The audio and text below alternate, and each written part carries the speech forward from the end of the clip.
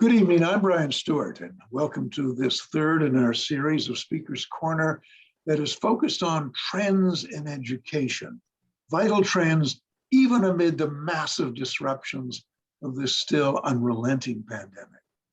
Tonight, food literacy and education, an issue that was critical before COVID and needing new emphasis now. For beyond the immediate disruptions, we're reminded our education system faces other enormous challenges, one being how and what we eat. For Canada, to be clear, is in the midst of an epidemic of overweight and obesity. Our government admits obesity rates among children and youth in Canada nearly trebled in the last 30 years. One third of 5 to 17-year-olds are overweight and obese, in severe risk of developing many health problems, diabetes, health disease, even cancers that will blight their futures. As a nation, how are we responding? Not well. Canada is the only G7 nation or even advanced prosperous one without a nationally harmonized school food program. We've got patchworks with lots of inequities. When 4 years ago, UNESCO ranked wealthy nations on their children's access to healthy foods, we ranked near the bottom, 37th out of 41. That's the cellar. But the story is not all that bleak. There have been advances and successes, lots of fresh ideas. Tonight we have three guests who've been in different ways trailblazers in fighting to improve food literacy for children, youth, and parents. Joining us, Janet Nezon, founder of Rainbow Plate organization that is campaigning to introduce young children to actual foods, very hands-on learning. Sunday Harrison, founder and director of Green Thumb's Growing Kids organization, which is bringing school gardens to Toronto's inner cities. And Carolyn Webb works on establishing networks and joint actions with the province's Sustain Ontario, the Alliance for Healthy Food and Farming. Before our questions, I'd like to ask each of them to explain their campaigns and lay out some of the current challenges to food literacy as they see it. Janet, would you go first? Thank you, Brian. I'd be happy to. I'm just going to share my screen.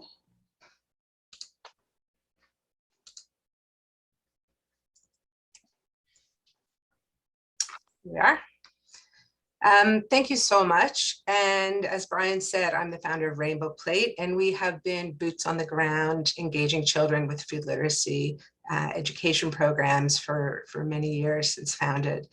And I wanted to begin by sharing this image because when you Google the concept of food literacy, you get various graphics and definitions, all of which are fairly complicated because the concept of food literacy itself is a complex one. And this is actually from Ontario Public Health, and it describes food literacy as an interconnected set of attributes, which in fact it is, many of those being individual issues like food skills, nutrition knowledge, and so on, and others being external ecologic variables such as the socioeconomic and sociocultural demographics. But I wanted to quickly introduce you to the work that I'm doing through Rainbow Plate and give you a visual image, a show and tell, as it were, of what food literacy with children looks like. Food literacy is about knowing where food comes from.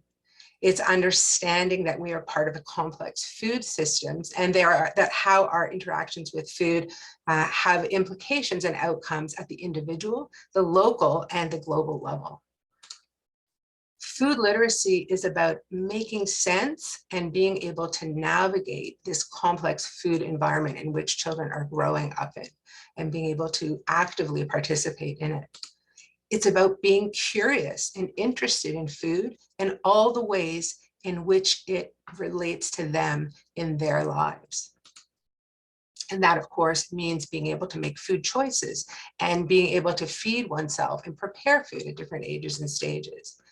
And we talk a lot and we hear a lot about nutrition knowledge. And what I would like to add is that it's really important if you can rhyme off and understand the nutrients in individual foods, but those foods and the choices that we know are healthiest for us as individuals and as the planet are not going to have impact unless we have this capacity to inspire children to make those choices and eat those foods. And the last piece about food literacy in children is that it is about finding pleasure and joy in food and eating. We have this picture, and Brian talked a lot about sort of the headlines around food and obesity and weight and challenges, but we have to be able to embrace food as much more than fuel and nutrients. And food literacy is really about helping children and adults knowing that food provides us with many opportunities to connect and celebrate, build community, and comfort one another. And this is a really important message. So food is a catalyst, and food literacy education can accomplish all of these things. A quick run through of some images of what this type of food literacy education can look like in action. For starters, it needs to start with food. What we know is that the hands-on experiential piece is what drives these outcomes that we're looking for. And our work is focused on sensory food education because we know that people of all ages connect with food by using their senses. Our programs and our activities are child-centered, giving children the opportunity to get their hands dirty and to drive the process, making discoveries about food that will actually benefit them later on in all these ways. It should be joyful and also inclusive of all the different groups that we know will come at this concept of food in different ways. Effective food literacy has the ability to harness children's natural curiosity and their sense of wonder. And because food connects everything, we can leverage food itself to help children understand diverse concepts and topics across all areas of the curriculum. These are indigenous corn husk dolls that were made by children after exploring corn in one of our programs. Food can be used, and it should be used, to teach any concept across all areas of the curriculum, from science, the ways plants grow, to art, can inspire music and movement. We can use a piece of cucumber for literacy experiences. This is an example of something from one of our educator workshops where after cutting open a banana, we noticed that the seeds inside formed an inukshuk pattern. And in conversations with the educator in this workshop, we began to brainstorm how a conversation might go with a group of children. Where would one find inukshuks in Canada, in the far north? What peoples would have made those? And would those people have bananas as part of their regular diet? And if they do have bananas available to them today, where would those bananas come from? How would they get there? So we can use food as a catalyst to spark conversations that span awareness of all of these greater food system and planetary issues. My favorite piece that I always like to do, and I talked about show and tell, is to harness the magic that we have in food. I could give a lecture about the anthocyanin nutrients and their cancer protecting capacities that you find in purple cabbage. But when we cut open food and we give children the chance to dive in and experience it, they form their own connections and they dive in and they will connect to those foods in ways that will benefit them. There are challenges, to be sure. We know that there is a great need, as Brian talked about, for connecting across our nation, across our province, and collaborating to bring this food education and food literacy to children. We also know that our educators and other adults need support and tools and resources to help make it happen.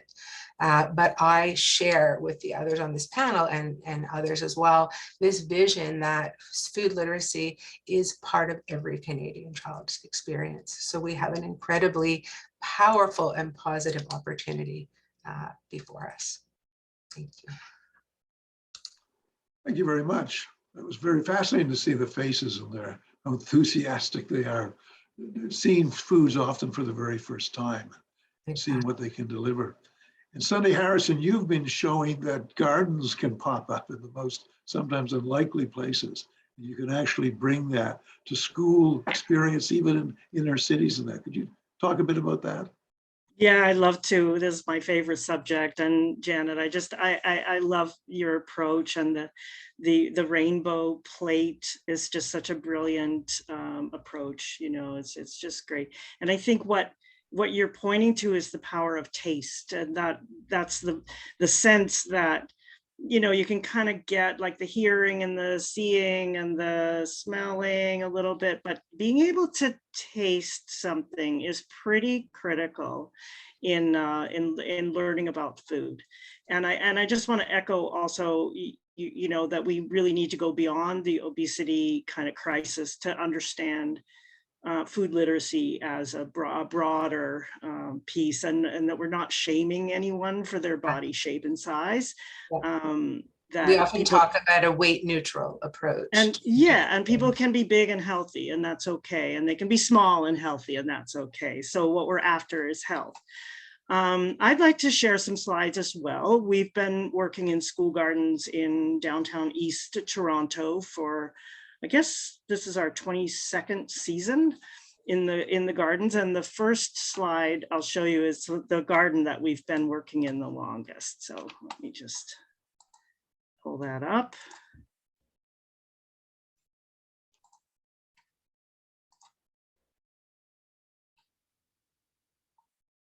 Is that the image, or is that still the PowerPoint? It's the PowerPoint, Sandy. Okay, there we go. Yep. Okay, so this is Winchester Public School, and the kids have just gotten their seedlings from the greenhouse. We have a greenhouse program partnership with the City of Toronto. The kids come and plant seeds in March and April, and then the seedlings come to their school and they put them in the ground. So they're pretty excited. You know, the real beauty of the school garden is the opportunity to actually examine soil and understand the part that soil plays in food production. And not the least of which is, you know, the opportunity to push a wheelbarrow. We've got the gross motor skills there, and just, you know, lots of fun to fill a wheelbarrow and push it around. We teach composting in our programs as much as possible, so that we're teaching nutrient cycling, so that what happens to the food that you don't eat and the prep waste is mixed with browns, straw, leaves, and wood chips, and turned into healthy soil for next year. So we like to teach that in a very you know, hands-on way, again, to the power of experiential learning. The thing about compost that's pretty cool is if it smells good, it is good. If it smells bad, it's bad. So our noses actually know, and there's a truth in our sense of smell about good compost. So it should smell like healthy soil. Nothing like, you know, this late spring, you know, this is a June event we try to run every year called a salad celebration at each of our partner schools. And hopefully there's lots of salad greens to pick, and we make a dressing, and the kids, you know, get to name their dressing and choose ingredients. And it's just a lot of fun towards the end of the school year. Summertime is kind of the Achilles heel of school gardens. So what we've learned to do is integrate youth and the community of all ages into summer programming.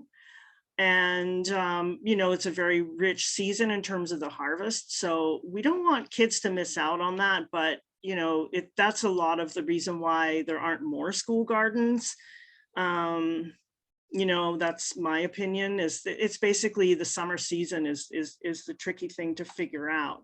So when you have a partner organization like Green Thumbs that manages 3 school gardens, we've created a kind of efficiency. So we can we're big enough to hire summer staff and, you know, manage the summer season for each of the school gardens that we're involved in, which is really hard to do if you're only managing one.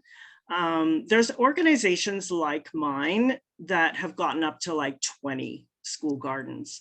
So they're kind of my North Star. We're not there yet, but it's fun to dream.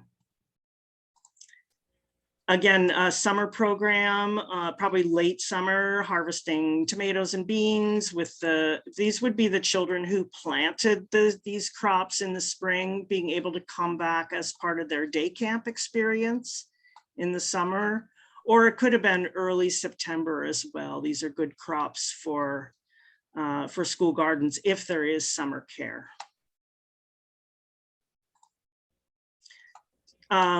These three are placement students who've helped run a farmer's market. So basically the produce that's coming out all summer goes to market, and then the placement students start with us in the fall. Two of these are from the Child and Youth program at George Brown College. The other is from the Community Worker program. And part of their placement opportunity is to run a market. So they did that up until early October. And finally, like, it's not all about the food. There's these beautiful flowers that everybody can grow. They self-seed in Toronto called calendula, and we use them to make like a little skin medicine, like dry them, soak them in oil, mix the oil with beeswax. It's something that we can do in a classroom with kids. So you know, we always make sure that there's calendula growing. It's also a great pollinator plant, and super hardy and easy, and you can't go wrong. So yeah, and then finally, just to say that you know, work like ours is supported in theory by our public health unit. This slide comes from the Cultivating Food Connections report back in 2010, and 25 food connections to the city of Toronto. One of them is school food gardens. So it's nice to see, you know, kind of our world reflected a little bit at that policy level. There's, you know, talk of food literacy at the provincial level, and I'm going to stop now and let Carolyn get into that, because that's where she has enormous expertise and knowledge. So I'll leave it there. Yes, actually, it's fascinating. But Carolyn, this whole question, it's remarkable when you think of all the organization that must go into this, the building of connections, the networking. And this is an area you've been very deeply involved in for years now. Can you give us a sense of what dynamism is there at the moment, and what is being done, your own activities? Yeah, thanks so much. So my name's Carolyn. I'm joining everyone from Ottawa, which is located on the traditional unceded territories of the Algonquin and Anishinaabe people. And yeah, as you said, my role has really been to coordinate networks in this work. So I work to coordinate what's called Sustain Ontario's Edible Education Network. And there I really support individuals and organizations like Janet and Sunday. And Janet and Sunday have been a part of informing the work I do as well. But just to connect folks who are doing this great work to share information with each other, to collaborate, to do common advocacy. And I'll touch on that a bit more about the advocacy work in a moment. But we do things like hold webinars, and I'll just start showing a few slides. This webinar was back in April when, we've done about 5 webinars, I think, at this point on how schools and organizations are adapting while schools are closed. This was when schools were closed, and then, well, now that they're opening, but we can't still have volunteers in the classroom, you know, how are folks adapting to that? And people have been sharing how they're reaching students virtually, how they're trying to support gardens when volunteers aren't allowed in the schools. And so we've just been trying to meet the needs where they're at in terms of how to support the great work that's happening. We also support the development of resources and guides, and again, provincial advocacy where we can. And I'll touch on, Sunday referred to a few exciting initiatives happening, so I'll refer to that a bit more in a moment. Yeah, and I also support national network building and organizing that Janet and Sunday are also connected with. So one of those is called the Coalition for Healthy School Food. And actually, I'll just bring up their website there so you can see it.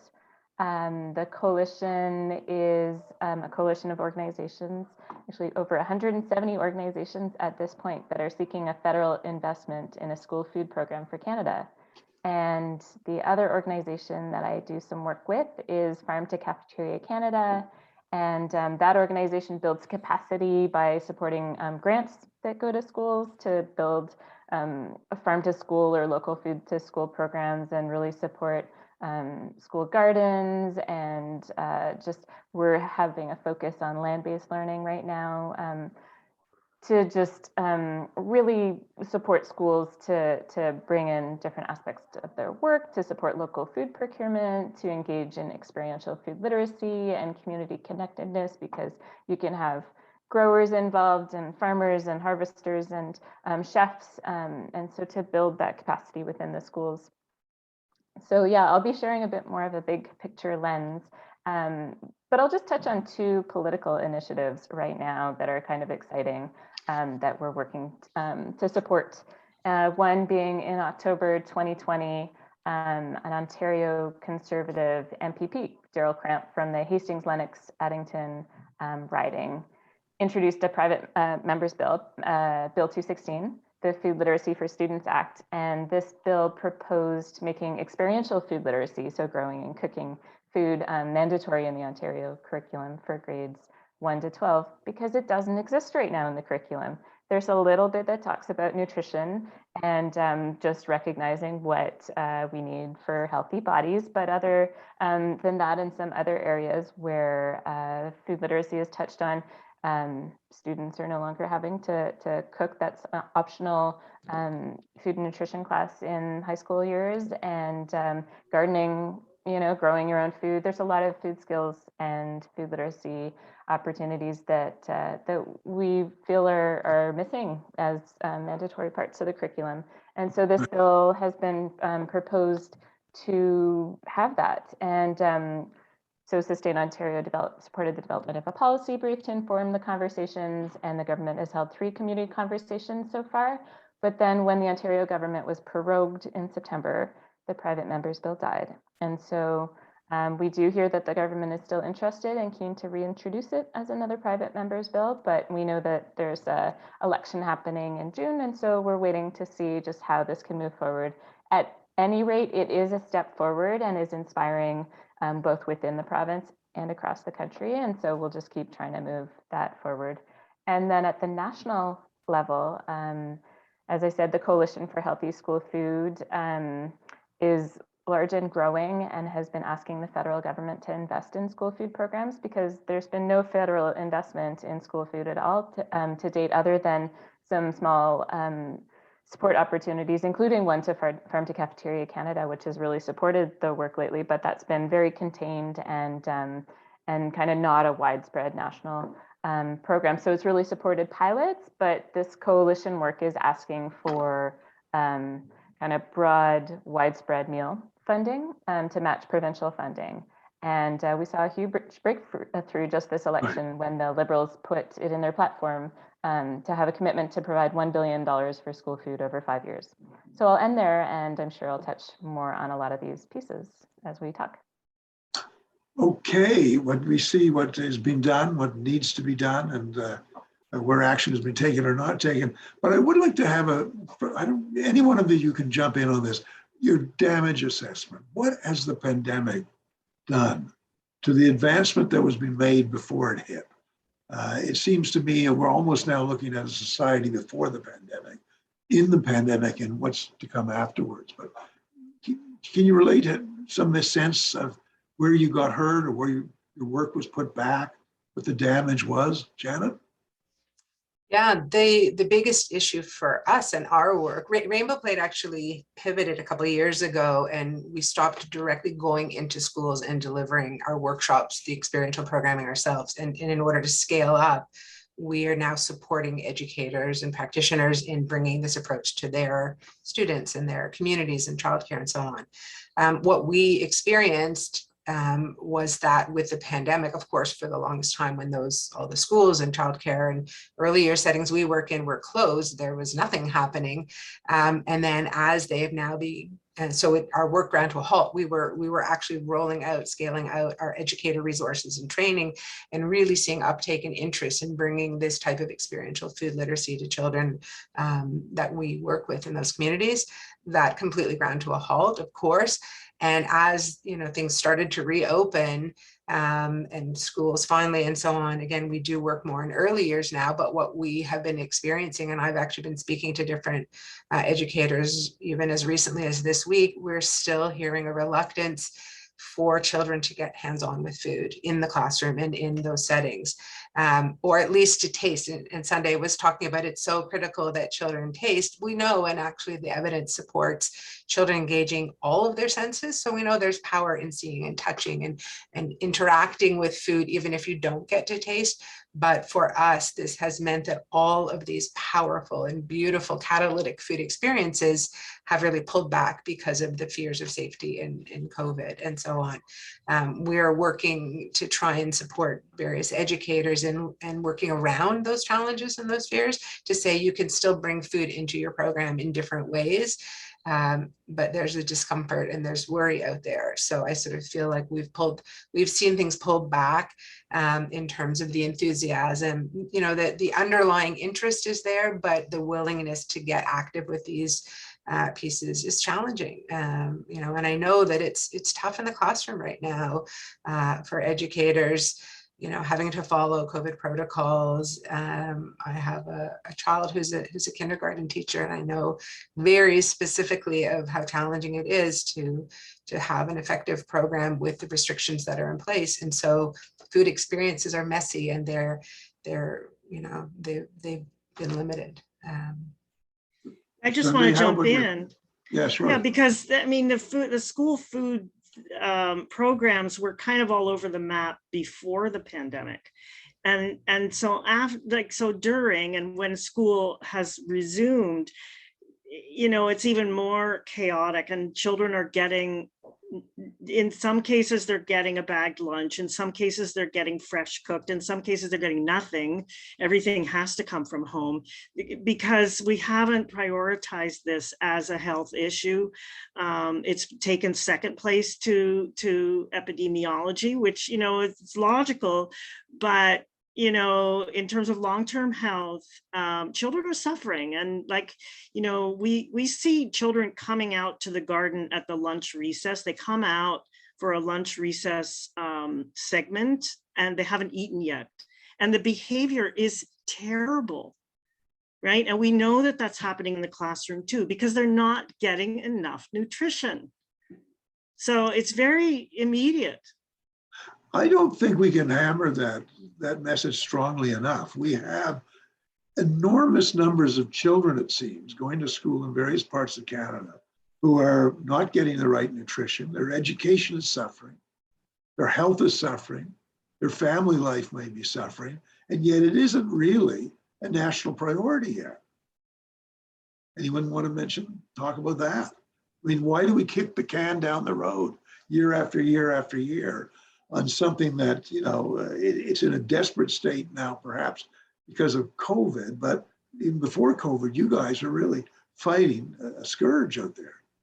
Yeah, I can touch on that. I mean, I'll just take us a step back and just build on what Janet and Sunday had said. It's really challenging without being able to have volunteers in the classrooms to serve food, prepare food, do that education work. There's just a lot of limitations on people right now. And as for why it hasn't been pushed forward at the national level, doing the national campaign work with the Coalition for Healthy School Food has been really interesting, because before in 2019, the federal government announced that will put out their budget and had a line item of we will work with provinces, Indigenous communities and municipalities and all the folks involved to develop a national school food program. But before that, there wasn't even a recognition that school food could be an issue of federal jurisdiction. And the comment was, no, education is a matter for the provinces. And we've been pushing the whole time, no, this is a health matter. Health of our Canadians, of our children, of all children who live in Canada is actually something that the federal government has a mandate for. And this was actually fingered as a major national problem back in, I think, 2007, was it? A long time ago, there was a parliamentary committee that came out and essentially saying, basically, we had a crisis on our hands with the way nutrition was being undersold or underhandled in this country. So we seem to have a national reputation now, other nations are perhaps noticing, of kicking the can down the road, of having good ideas. But we sort of say, oh, yes, money will be coming, but 2 or 3 years later, you guys are still waiting to see action. And this goes on, and our reputation abroad is not getting any better. It's maybe even sinking deeper in this. Do you have any hopes that out of the COVID experience that has focused a lot of minds on problems of education and children might be a wake-up call, or is nutrition and school learning about food going to be pushed even more to the background? Who wants to handle that? Well, I think that the silver lining, there is a silver lining for school gardens in that being outdoors and outdoor learning has a new resonance because of the safety factor.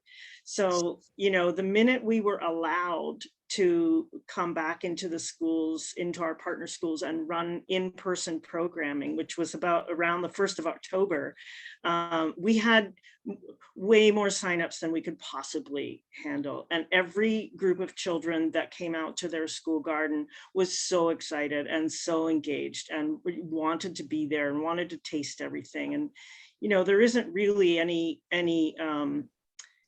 evidence that picking some greens from the garden and putting them in your mouth will give you COVID. So thankfully, it's not, that has not prevented children from experiencing this fall in their school gardens. And, it's just been such a blessing to be a part of that, and to also have been allowed, because of our reputation at our school board, allowed to continue cultivating the school gardens even when we weren't allowed to interact with the kids. So the outdoor piece is important, and I would love to see a little bit more investment and priority put on the outdoor spaces around schools, whether they can be food producing or just more engaging. Well, it's interesting, our speaker series last time dealt with the whole question of getting more education outdoors. Yeah. There has to be a trend in this country to introduce children more to the outdoors and to nature and the rest of it. That's a hopeful sign there. There are a lot of hopeful signs and an enormously large number of impressive people working on them. What about the fatigue factor? I'm wondering, we have an educational system where teachers themselves have gone through a pretty horrific time. And now they're facing, a whole new experience. And are you finding them more tired or more weary of change? Do they seek to have more of just the status quo and quiet for a time after a period of crisis? Janet? I would certainly agree that teachers are exhausted and they're stressed, but I, in my experience, have not felt that it is just a case of, leave us alone. I think rather, and again, maybe it's my natural optimistic tendency, but I think rather what I'm seeing, and I think the opportunity for all of us, like people like Sunday and Carolyn and my peers doing this work, is to say, how can we support teachers? I think if this is going to happen, if we're going to bring in a school food policy and curriculum mandates to make food literacy part of the way it is here in Canada, then it behooves us to make it easy for those teachers. When there are different reports that have looked at this issue, and they've come up time and again stating that what's needed is support and collaboration among educators. And so, yes, they're tired, but I believe that educators know the value and they see the impacts that can be achieved by bringing this into the program. But I don't believe we can just offload it. I think that the opportunity exists to make it cohesive and collaborative, and to help support educators in bringing this to life in the settings in which they're battling forward. I mean, it's not going away, but I also know that through the work of the Coalition for Healthy School Food, part of the the underlying, benefit and hope of bringing in a national program is that it does embed food literacy into that outcome, and it will build that in. And so, yes, teachers are tired, but I believe they're in favor of seeing this come to life. And Carolyn, one subject that we shouldn't think it's just on our doorstep or just on our province or our nation. This is an enormous international problem, is it not? I mean, the wastage of food around the world, the nutritional mistakes, the really growth of unhealthy eating practices, let's put it like that, is really an international phenomenon now, and very much a global problem, is it not? Well, again, this brings you to the farming side of food, the production side. What are we doing to our soils? How is food production hurting soils? These are topics that we need to examine. Yeah, I mean, one of the lovely things about food is that it touches on so many issues. As Sunday said, it touches on production, it touches on climate change impacts of our food choices, it touches on the rights of workers and just the health benefits and the challenges and food distribution issues. And it opens up so many possibilities for conversations, as well as, and I think somebody put in the chat box that this isn't just an issue for Canada. It is a challenge everywhere, and the coalition's been hosting conversations on school food programs in different regions where everybody's sharing, things that they think they got right and things that they actually need to improve and work on, including, some school food programs were developed during wartime eras where the point was just to get calories into children. No mention of health, no mention of sustainability or local food targets or any of that. And they're trying to figure out how to adapt these very entrenched programs to make them much more representative of the actual, broader needs and goals that they want to achieve with them. But yeah, it's a really interesting just web of connections around these so things. on terms of that web, where would you point your finger to in terms of the places that seem to have really got the message and are ahead of the pack, have lessons that everyone else can learn from? Do you have a few very simple examples?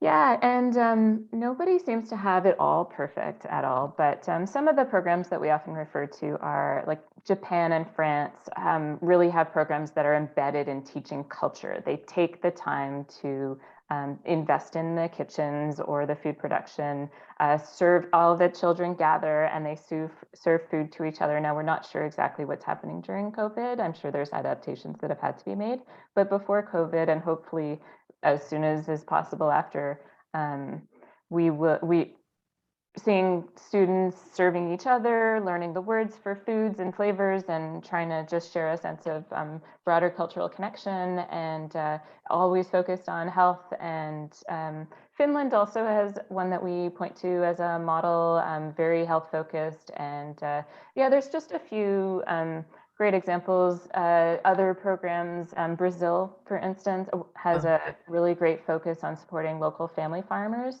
And so they require 30% of their program to support family farms, and that involves some food literacy about agricultural workers and others. I think there's no ideal model right now, but they all touch on different goals and objectives, and yeah.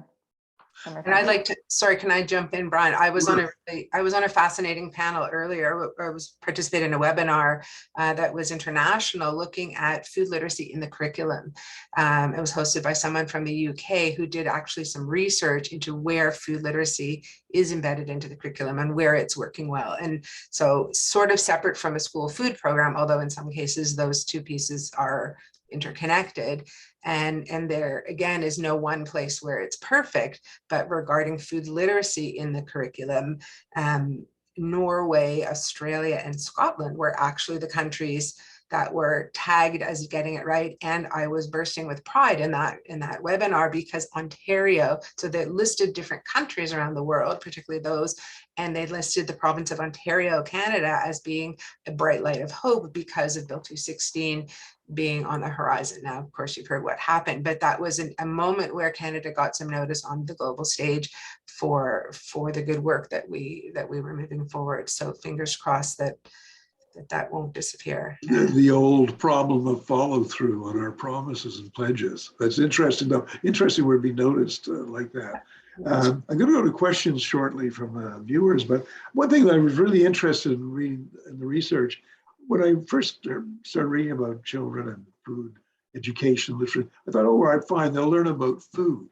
And I thought that's where it ended. They know the difference between a tomato and an avocado and that. But in actual fact, you're finding in terms of educational benefits, they get much, much more out of handling and working with food than simply knowing what's good to eat. I mean, Sunday, Harrison, you've been looking at that too. Yeah, I mean, most of our buy-in at the curriculum is in the science curriculum. At each grade level, there's a hook to plants or soil or food or something. Not much in food, really. That's mostly in the health and phys ed curriculum, which I wouldn't say that's our biggest hook with teachers. It's mainly science. But once we get them out there and we start talking about the math connections and the language connections and the art connections and the social studies connections, you know, if they're in primary junior, they're teaching more than one subject. So it's a good way to build teacher competencies around using food as an integrating curriculum piece, and they can work all kinds of stuff into it. So, it's a lot of this has been developed by teachers and educators. It's just not formally in the curriculum. So there just really needs to be a kind of bottom up approach to take the work that's been done, which, Sustain Ontario, Carolyn's work has already put a lot of those resources together. So really done the government's job for them in terms of uploading the experience of educators on the ground into the formal curriculum, which is in desperate need of updating anyways. The last science update was in 2007. So, we're just all the subject matter it's always out of date. Like, unless you have a regular review and bring the experts in to rewrite the curriculum a little more often, it just gets terribly out of date. That's another era, almost 2007, it seems now. You're right. We're in a different world now. Jan, in terms of the other lessons, I mean, I think you can pick up from handling food and dealing with it, a sense of history, the history of certain. Yeah, exactly. History, culture. I mean, to me, food, especially with the youngest children that we work with, but really previously we were working with students right up to high school age. Food is the most powerful connector of people. And so much of the work that we do is drawing out those cultural traditions and inviting children and educators and their families to come together around food and to celebrate through food, because that is the way food is part of our lives anyways.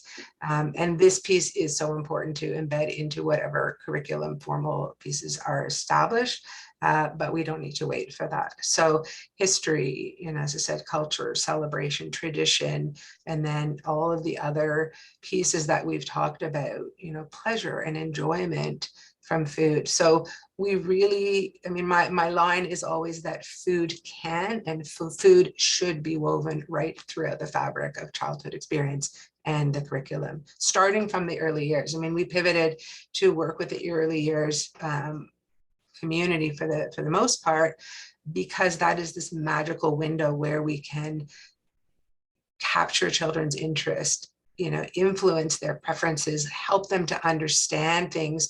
And what we know through research, including our own, is that those practices and those behaviors, they persist right through adulthood. And so we're thinking about the impact we can have of really helping children to see the way food is connected to everything in the world around them, and then to leverage that as they grow up to help children become conscious participants in that food system in ways that are good for both their own health and the health of the planet. And it's beautiful and it's obvious, and we need work to keep pushing it forward. A perfect place to go to some questions from our viewers. Mariah, Bao, you have a few questions? Yes, there is a comment in the chat about, excuse me, the Common Agricultural Policy, which was the largest budget line in the EU budget, wherein farmers are paid to not plant parts of their acreage so as to artificially decrease supply and support prices. And the comment was wondering if any of the panelists could comment on that. Any comment? I guess maybe not. I wish I could, but I'd have to look at that in a broader context, because there's so many food fights. There's so many issues around production and agriculture and climate and GMOs and supply management, and every country kind of has a piece of the puzzle, and we're not really sure exactly what has to shift to really make it a sustainable system. But those are the kind of conversations that are happening. I mean, overproduction is a huge problem, and dumping is a huge problem in agriculture. I don't think it's restricted to the EU. We know that American grain is dumped, and that finally countries are standing up and saying, no GMOs, which really changes the picture, because this has been touted as like the new way of food is to genetically modify, and it's going to be climate safe, and it's going to be this, and it's going to be that, and meanwhile it's getting patented. And farmers are going bankrupt because they cannot afford the inputs. So there's so many issues in food and farming that we can't even start there, because it would be another whole few Well, no, hours. indeed, some of it's almost overwhelming. I saw a statistic recently that knocked me out of my chair, that the UN estimates that 1/3 of all food that is farmed, produced, sold, and distributed is wasted. Right. 1/3 across the globe. That's, I think, 1.5 billion tons of wasted food. Yeah. I mean, there's so much to come to grips with. It's almost overwhelming. That's partly why sorry, go ahead. Yeah, I think I'll jump on your comment and just say I don't know much about the Common Agricultural Policy in general, but yeah, the interconnectedness and just the many issues it touches on. I've been doing a little bit of work to just look at the UN Sustainable Development Goals and how it links to food. And school food can link to all of the different UN Sustainable Development Goals, and a lot really depends on what the priorities are for the different programs. I mean, we're certainly saying that school food programs can, if designed well, achieve all of these different benefits of, gender equity, more sustainable production and consumption systems, reduction in food waste, climate change mitigation, and just the list goes on and on and on. But they have to have those goals in mind. But yeah, huge potential. But as Sunday said, it can be so complex when looking at any little piece of that. And Mariah, another question? Sorry. Oh, sorry, Susan. Janet, you had a... No, I was just gonna add to what Carolyn said and say, yeah, the issues are so complex, and the solutions are also going to be multifactorial, and we're not gonna find one angle that we can exclusively focus on. Yeah. Another question, Mariah. This question is for Carolyn. You mentioned the federal government has not fully committed to dollar amounts yet, but what about the province and local governments? Are there actual taxpayer dollars being put into these initiatives? Yeah, and actually the federal government has just in the Liberal election platform committed $1 billion over 5 years to these programs, but the details still have to be worked out of exactly how that might be implemented and what that will look like. So we're quite excited about this as a next step. But in terms of your question of what the provincial territorial scene is, yeah, at this point, all provinces, and I'm not 100% sure on the territories, but all provinces certainly contribute at this point to school food programs that can range heavily. I believe Ontario, don't know all the specific numbers. I'm more familiar with Ontario, and it's in the 21, 22 range, I think, although that might be a bit higher. I apologize if it is higher, but New Brunswick, a couple of years ago, I believe, just gave their first investment of, I think, $100,000 to start, and with the hope to increase that investment. So at this point, provinces, yes.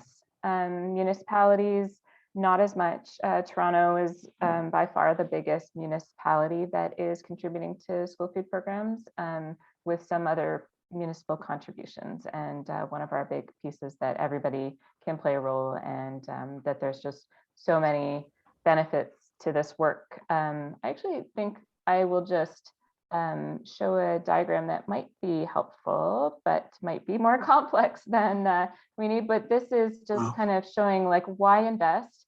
And you know, there's food literacy impacts, access to healthy food, and local procurement. You can see there's, I mean, food literacy supports an increase in food skills, increase in physical activity, strong like Behavior, conception of fruit and vegetables, eco-friendly attitudes.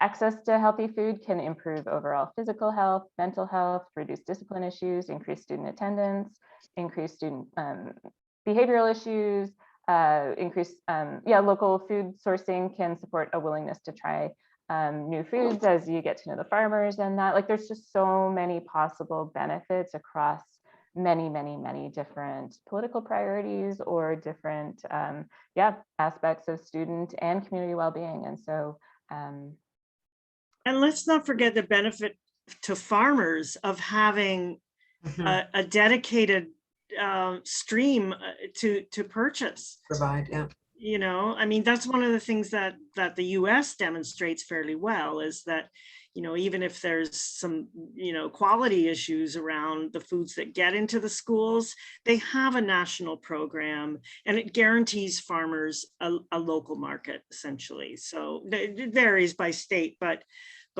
I mean, that was fought for, you know, over many years, and that fight is just, you know, sort of, you know, winding up in Canada, but it had, because there's a national program in the US, there's, you know, there's some security in that for both farms and schools. Farm communities in Canada fighting for that hard now, or are they just trying to get something very similar established? What's the status here? I haven't heard much, because there's never been anybody whose jurisdiction really is school food. It's been tough to even organize that conversation. It really, you know, the hope is that this can happen much more at the likely provincial levels and create targets, and that New Brunswick has had a strategy that has named food targets for farmers, but the work, there's a lot to be done there, and we can hopefully model Brazil with that work. Now, Brian, I just wanted to touch on one point that was made before about, you know, what we might have learned from COVID and where the situation is right now. I just wanted to share that what we've seen is a huge recognition of this, increased recognition of this as being an essential service, that school food is essential for kids. When COVID happened and a lot of student nutrition programs couldn't run, there were task forces set up by different regions to talk about this issue and to say, oh my gosh, like our kids are not being fed. How do we make sure that they're getting the food that they need and that these programs can actually operate? And we've never seen that kind of interest in action before. And so while the programs themselves have been struggling hugely with added costs and with just all the logistical pieces of getting food to kids who aren't even at school right now. We've seen tremendous interest, including interest in local food procurement, including interest just in the issue of food that wasn't an issue before COVID. And so I just thought I'd leave that with folks. I didn't get a chance to share that then, but it's really important to mention. It's an interesting point, and because in almost all crises, some new elements come out of that. Some lessons are learned and taken away, and one often sees in crises around the world, which I've covered a lot of, is that there's some good comes out of the basic having to face new changes that wouldn't have been faced earlier. So there'll be some, I would say, silver linings, because we'll have to see, but I'm not surprised. Mariah, could we get to another question, please? So Carolyn, you might have just answered this one a little bit, but how do parents and caregivers feel about school nutrition and food literacy education and activities? That's a good question, because I was going to ask one not as well as phrased. That is, do you run into much hesitancy from parents saying, why do we really bother with this in school? We send our kids to school to learn this, that, or the rest, and to be modern at this. Is there a kind of resistance among parents out there that holds you back a bit? If I could jump in and recall back to the days when we were actively delivering workshops, in schools, and very often involving parents and caregivers as part of those programs. I mean, those were the most beautiful moments. And time again, what we would see, and again, our workshops were exposing children and giving them opportunities to explore rainbows of food, i.e. fruits and vegetables, those foods that so many parents have challenges getting their children to eat, and we know the benefits. And time again, we would see parents would see children diving in and happily gobbling up, raw purple cabbage and red peppers and foods that they never would eat at home. I mean, over every single workshop, at least one adult, whether an educator or a parent, would grab me and say, how are you doing this? How are you making this happen? Please help me to do this at home.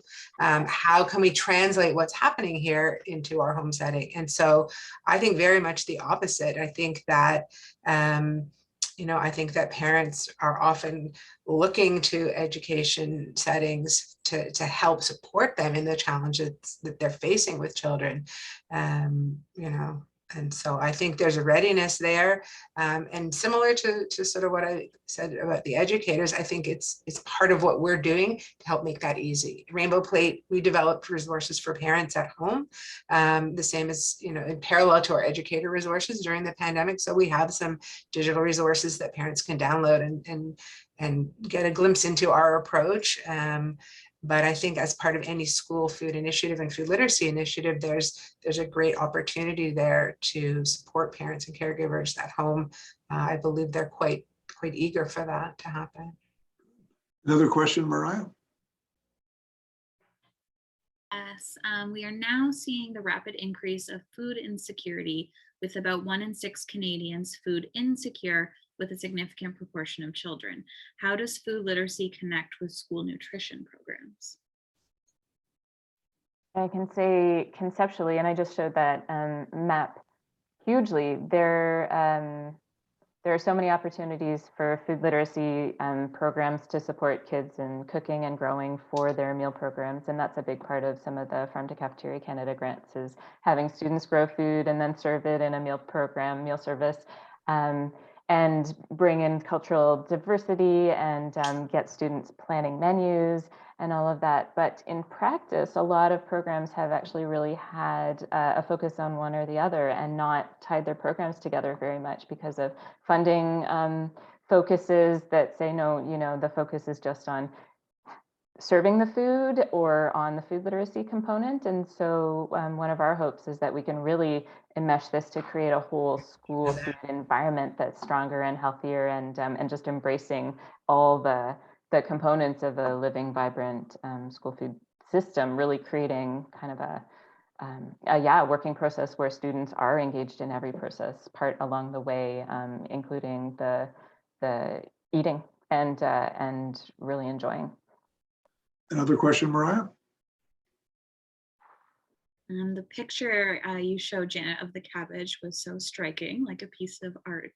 But what did the kids I'm going do? to interrupt for 1 second and let you know that that is available as an art print. Rainbow Plate, in our attempt to be a sustainable social enterprise, we have now created an entire series of spectacular art prints. That is one of them that's used in our work. And then we saw how beautiful they were, and they're available for sale through the shop on Rainbow Plate. Sorry, just a little plug there. I will drop it in the chat for everyone tuning in, the website. Thank you. But someone was curious what the students were doing with that cabbage. Oh, they were exploring it. So what they will do is, and I have, I was told I was limited to 2 to 3 minutes. I have about 5,000 other images I would have loved to have shared, including images of children literally starting with an entire food. And this is how our educator resources are structured, sort of guiding educators and supporting children and starting with the whole food and exploring it through their senses from the outside, talking about connections, where it grows, and then physically taking it apart and noticing, all the different features, the layers, the leaves, the veins that tie in, as Sunday said, to some science concepts, or perhaps can inspire art. And then all the way through that process, children having the opportunity to dive in and taste it. And so again, because of timing, I cut out a few slides. One was showing a child chomping on a piece of that cabbage. So they were, that's what our programs are all about. So. Another one, Mariah? So this is the last question that I see for now, but how does the curriculum change as kids grow, preschool to elementary to high school? Who wants to answer that? Janet? I can speak to the preschool, and this was a big learning when we pivoted away from delivering workshops and started creating educator resources and training. As I said, we chose preschool very deliberately, and then had to learn all about how the early years pedagogy works. And so preschool and early years learning is it's what they call emergent curriculum, and it's very fluid. And it is, I have even greater respect for early childhood educators than I did before, and it was already very high, because it is based on providing a framework and an environment for children that can then go in any direction based on the moment and the particular child and the interests and so on. And so our challenge was to create resources that would support that kind of learning as things move through the early elementary and so on. And perhaps Sunday can touch on that a bit more. We start to see very specific places where food shows up in the curriculum. And as Carolyn mentioned, and I think both of the other guests mentioned, food shows up in very limited spaces in the curriculum, and it's usually in science or or health, and it's not really addressed in the comprehensive way that we believe it has the potential to be included. And Sunday, you can pick up from that. Yeah, I mean, it's Canada Food Guide basically at every grade. So at every grade, there's like a Canada Food Guide in the health and phys ed curriculum. And it's like, not to say it's not a good resource, and it's been improved. It's been built out as a more multicultural, more inclusive tool, but it doesn't go anywhere as the kids get older, which is, I think, the brilliance of Daryl Cramp's proposal, is that if you have to have a credit to graduate in food literacy, then there's going to be there's going to have to be more lesson plans for each grade that go into depth, that talk about food politics, that talk about soil, that talk about trade, that talk about climate, like all of the things that food touches on can be examined through that curriculum if it's built out. And if you need that credit to graduate, you're going to know a whole lot more about food by the time you graduate. And what each grade looks like is not as important as that it is in each grade, and that it doesn't just stop with Canada Food Guide, which is just a tool. It's not really, it's not fulsome as a lesson. Okay, as we move towards the end of sight of the discussion, I'd like to bring it down to some focus points. I'm fascinated by the organization. I mean, there's a lot more happening out there than I ever thought. There's a lot more that gets covered by the media. What advice do you have to viewers in terms of if you want to get involved in this kind of work? Where do you start? I mean, parents with kids in a certain school have one answer there, but others who any others who would like to get involved in some way in the whole campaign to make our children more literate when it comes to food, more understanding, and more safety conscious. Where do you start? Yeah, Who I wants to think jump that in? there's Carolyn? a lot of political opportunities if you'd like to share your voice. I mean, at the federal level, support this initiative for a national school food program and provincial investment. At the provincial levels, can we get food literacy in our curriculum? And so speaking, sending a letter or calling the Minister of Education or just other compassionate ministers or MPs, your local representatives. At the local level, there's municipal efforts that can be done, including community gardening efforts and community kitchens that can work with schools, as well as the school boards. If they, we hear from politicians that they don't hear much about food. Food isn't within any one ministry, it's across them all. And so there's nobody who really has a hat to wear that should focus on them. And so it kind of gets missed. And nobody really hears much about them, I think, because people don't necessarily associate politicians with food, but at the same time, they can control so much about our food and our food connections and systems. And so at the school board level, there can be support for the student nutrition programs, policies developed, garden programs established and all that. And then, just helping support, the different programs at a volunteer level, student nutrition programs, or going and helping with a garden program, or there's just, an abundance So, I of mean, ways. It that's just depends. Yeah. as you say, at the local level, guys, there's a lot happening out there that they can get in touch with. And not to forget your public health department and your parks and recreation department, which are potential partners in this as well, because food is so cross-cutting. Well, I hate to even suggest this, but do we need some kind of national fact-finding, God help us, committee? Do we need some kind of thing to focus it down on the fact that nobody is really responsible, as you say, Carolyn? That we need some kind of national focus point, much more clearly established right now, that will act very quickly. And so much research has been done. Wouldn't have to spend a long time on new research. There's a lot there, but could get the country focused as we move out of the pandemic, of course, in a year or two on the way ahead for the future. Or is that just asking for more layers of bureaucracy we don't need right now? Anyone have an idea on that?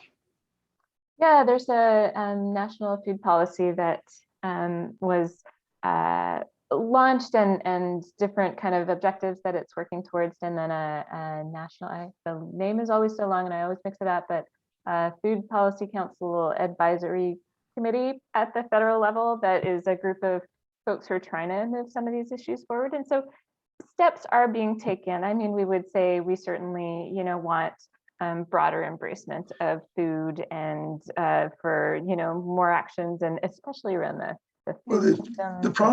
The problem there is the steps can be taken, but unless the steps are noticed and discussed from one part of the country to the other, they tend very quickly to fade into the background. And I don't know whether that's something the media has to be more aware of, or the federal government has to be more aware of by setting up a special minister, or whether a particular province can take the lead. But there comes a point when you wondered, how do you get the whole nation responding at the same time to something? Or is it better to keep the movement as it's moving right now in a somewhat fragmented form with useful alliances that have been set up going forward? I sense not a lot of burning enthusiasm for a national. I mean, there could be a Ministry of Food. Why not? Okay. I mean, They had that in the UK at one point. There's ministries of, whatever. So if someone was tasked with pulling together the disparate threads from other ministries and assembling the partners to get to funding agreements, whether it's national or provincial, it would be a start. I mean, I don't know. I think the movement needs a champion. You know, I think like so many things, it's all happening, but people aren't aware. And I think very often you need a galvanizing force to sort of pull it together, whether it's a minister of food or whether it's a case of finding ways for the media to really amplify what's already happening, including both the importance of the challenges and also the incredible potential of this to solve so many of these other pressing problems. So, you know, maybe it's shining a light on all the beautiful things that are happening and the aspirations of those of us who are doggedly in the trenches trying to move this forward. In the trenches, indeed, in the front lines, really. There are many front lines in our time right now where the struggle is vital. That's a good point to perhaps end on, the fact that maybe a shoe will drop, maybe something will come out of all the things that are now underway, some way to focus the national attention so we'll be able to crawl up from the cellar in our ranking among nations. And when it comes to food literacy, that would be a good start. Anyways, it was a wonderful discussion, a very interesting subject. I think people will be taking a lot away from it. So I'd like to thank our three guests, Sunday Harrison, Janet Nezon, and Carolyn Webb. It's been wonderful. And please join us next week for, our next hearing, our next session when it comes. I think it's on the week after next, and it will be dealing with education and the environment. So thank you for being here. Thanks very much. Good night.